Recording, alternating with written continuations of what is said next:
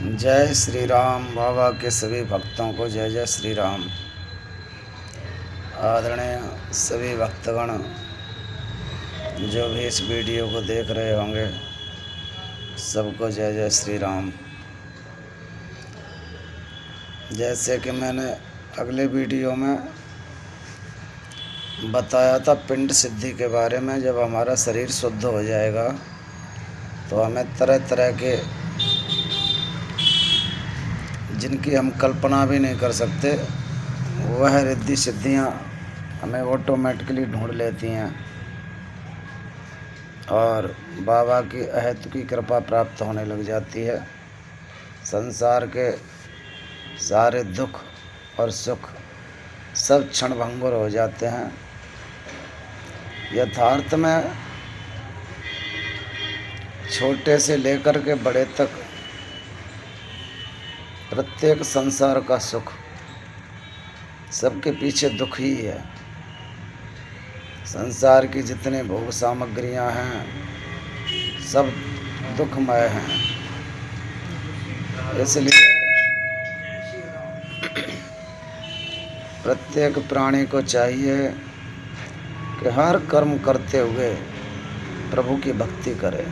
संसार के जितने भी राजनीति से लेकर के बड़े बड़े कारोबारों तक सभी प्राणी उनमें व्यस्त हैं, फंसे हुए हैं।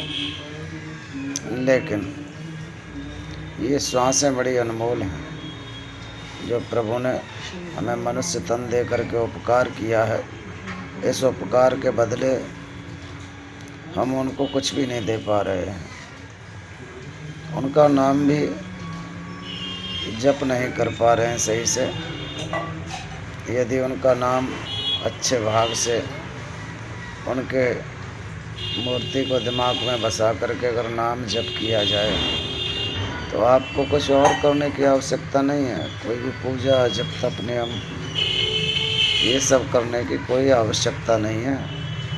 सिर्फ ये तो स्वयं ही होते रहते हैं, क्योंकि जब अच्छा भाव पैदा हो जाता है तो फिर अच्छे कर्मों की तरफ आकर्षण ऑटोमेटिकली बढ़ जाता है और प्राणी के शरीर से पूजा जप तप नियम ऑटोमेटिकली होते रहते हैं।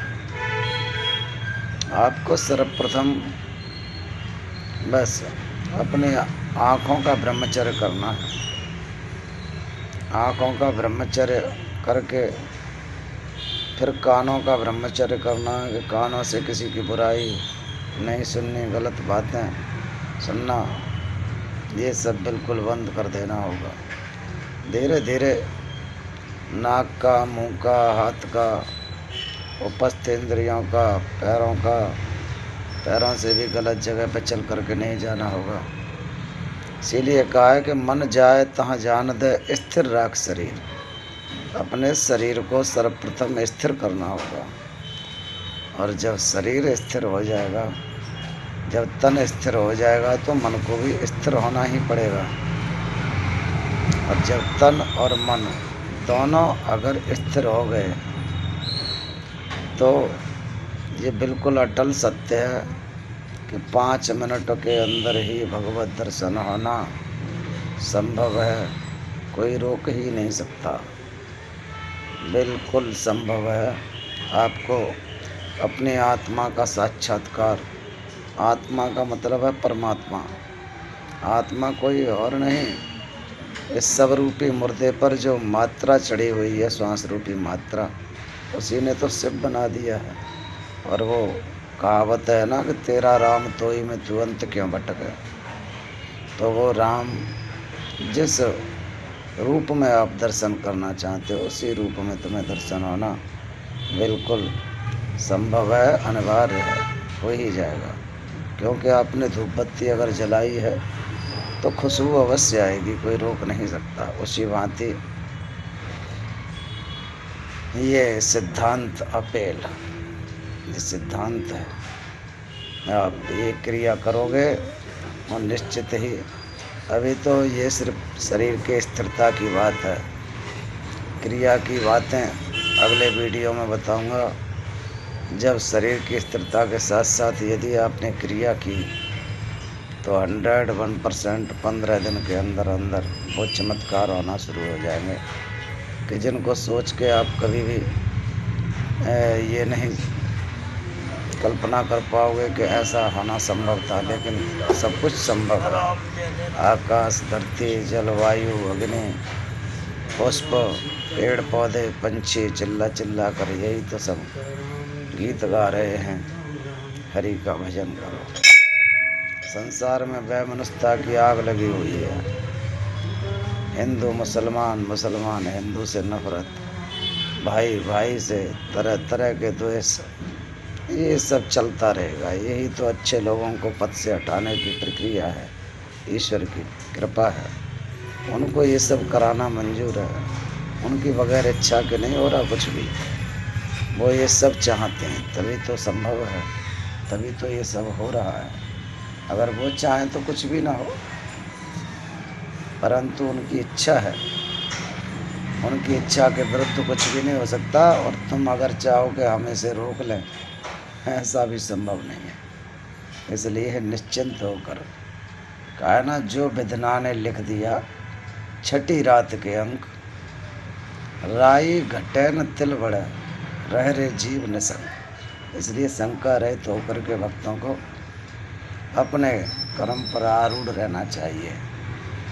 जितनी भी प्रभु ने जिम्मेदारियां सौंपी हैं, बच्चों की, माता पिता की, पत्नी की, पढ़ाई लिखाई, घर की, सारे काम करते हुए कहा ना, काम करते रहो, ध्यान धरते रहो, हर बुरी आदतों से तो डरते रहो, मन को विषयों के विष से बचाते चलो, कृष्ण गोविंद गोपाल गाते चलो। भगवान के नाम का जप तो मन से किया जाता है, तन से नहीं। तन तो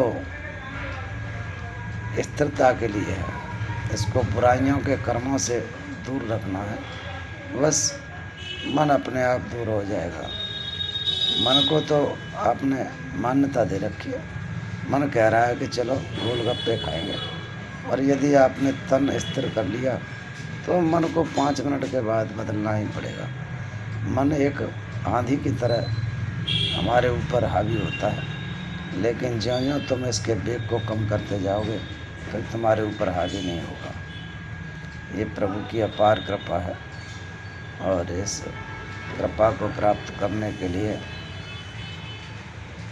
बस यम नियम, आसन प्रत्याहार, प्राणायाम, धारणा, ध्यान, समाधि, ये तरह तरह के सिद्धांत हैं, तरह तरह के नियम हैं। लेकिन इन सब के साथ साथ हमारे शरीर को जो है शुद्ध होना अति आवश्यक है। उसके लिए ये जो मैंने, ये सब ज्ञान से ही संभव है। और आपको यदि इन चीज़ों का ज्ञान रहेगा तो ये सब चीज़ें संभव हो जाएंगी। जय जय श्री राम, जय जय हनुमान, संकट मोचन कृपा निधान। जय श्री राम।